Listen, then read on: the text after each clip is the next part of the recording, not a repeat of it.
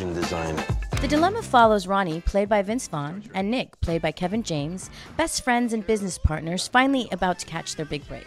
With their deadline looming, Ronnie discovers a secret about Nick's wife that could shatter both their friendship and their company. I just saw my best friend's wife with another man. I got it, Tom. It's guy code, man. Ronnie soon finds himself in over his head. I'm gonna tell him I'm gonna deny it, and then I'm gonna say you made a pass at me. that there's something that I have to fix. Oh, God. Hey, man. Oh, God. You're not fixing anything. You're breaking more stuff. Honesty. You can't run from it. The dilemma explores the secrets that exist within any relationship and debates whether or not the truth is always the best choice. We are here to talk about the dilemma. We've all just seen it. And Chuck, why don't you start us off? What do you think? It's not a funny movie. You're gonna do a comedy. I think that's all that's important. I didn't get any laughs out of. I think if you're didn't laugh talking at about all. like burning pee in your trailer, Right. I think dramedy is a genre that's out the window at that point. It was supposed to be like a bromance, right? It's supposed to be like I Love You Man, all those other ones. But see, you shouldn't be using words like it's supposed to be. I think like that's it the problem. is or it isn't. I think that's the problem, is that We're not the dilemma's saying dilemma was yeah. that it didn't know what kind of movie it really wanted to be. It has screwball elements to it, wildly varying tones. Well, it's Well, just but one- there is an interesting premise, though, right? This idea that if you have a friend who's cheating on you, you know, do you tell them or not? You bring it right now. Look, you think they're great, and they're dancing. I think they're better than great. I think they're the best. Uh-huh. When it comes to being a couple, they're my heroes. Why didn't you show Bethlehem his hero? I'm your hero. You're the worst. Oh, come on, every kid wants to dance with his hero.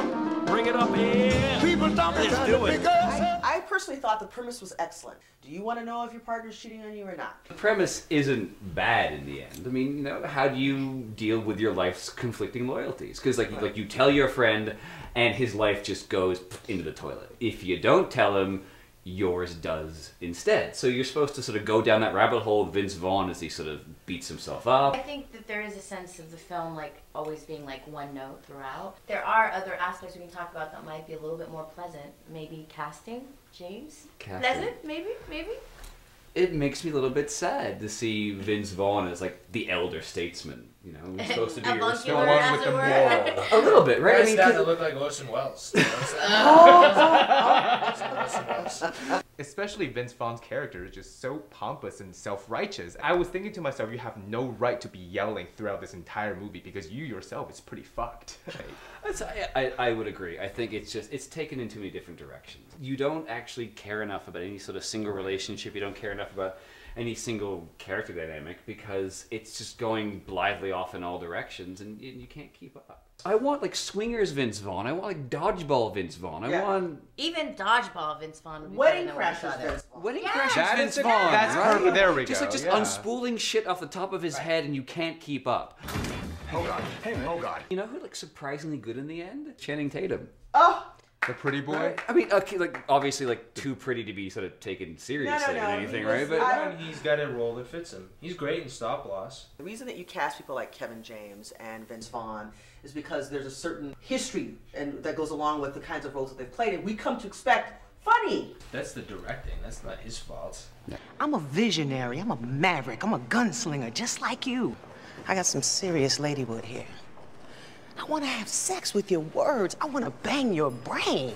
I mean, I was just gonna say substandard material, the Ladywood. I love Latifah. I want to see Latifah work, but I'm sorry, if this is the quality of work that she is going to be relegated to, we're all in trouble. Never mind. Award winner. Yeah. Well, there's a couple of them in this movie, so Yes. it's kind of like Jennifer Connelly. this is what Academy Award winners are Howard. subjected to. This real piss poor writing, and she has to she's behave and like she a has man. to behave like what we think that men are supposed to behave like. So she walks around talking about her ladywood and slapping the inside of her thigh. I'm like, I'm sorry. I'm like, What is Ladywood? There's a lot of responsibility that this film's problems lay with the director. Can we talk about Ron Howard? Dude should just stick to space. He's just too fucking old, and he wasn't funny to Oy. begin with. And it's just like No, it's, but Mel Brooks okay, is no, old, wait, and wait, he wait. did- no. he The did thing awesome. is, but like, seriously, look at it. Like, yeah. The type of comedy that's funny today comes from a source of pain. Like, that's what it all... The best comics are all guys that are miserable in real life. This is when you go into pathos, right? 20 years ago, when all it took was a stupid premise and a couple of funny guys and some jokes, like, this movie would have been great. Again, I hate to bring it up, but it's supposed to be a bromance. But at no point do you really ever care about them. You never see it. Like, you don't realize two-thirds of the way till like you get to two-thirds of the way through. Yeah. One of the things that I think we were talking about earlier was how Oscar heavy this cast is, right? There's a lot of people affiliated to this film that have gotten nods from the industry. Well, Ron Howard. So sad. Ron Howard, right? And Jennifer Connelly. Who is just a waif. I can't deal with her. Queen Latifah for Chicago. I like Queen Latifah, but she is fast becoming one note. She's becoming a parody of herself. She's becoming a joke of herself. And so even in something with bad writing like Ladywood, I'll bet you Meryl Streep could have worked that horrible dialogue. I think that we're kind of beating the horse a little bit. So everyone take your tickets. I'm trying to elevate the game here. All right. So, gentle peeps, do we see it, rent it, or skip it? The only two things I like are the engine sounds and some of Kevin James's acting. Skip it. Okay. Engine's going. Leah. I like seeing black women working, but, you know, I think everybody needs better quality material. And so I'm going to have to say skip it. Let's give location manager his or her due.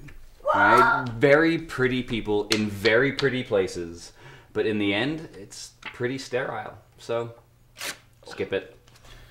Well, I'm all for fat white guys fucking good-looking white women, but it's not enough. All right. It's not enough. Well, I guess the dilemma is definitely a skip it for us. Our dilemma's over, huh? It is. Chin chin. Chin chin. Chin chin. Ding.